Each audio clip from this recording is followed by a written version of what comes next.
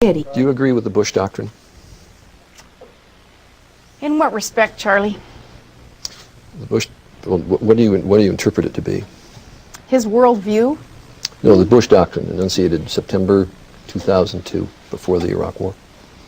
I believe that what President Bush has attempted to do... I personally believe that U.S. Americans are unable to do so because some people out there in our nation don't have maps, and I believe that our education, like such as in South Africa and the Iraq, everywhere like such as, and I believe that they should, our education over here in the U.S. should help the U.S. or should help South Africa and should help the Iraq and the Asian countries, so we will be able to build up our future for our children.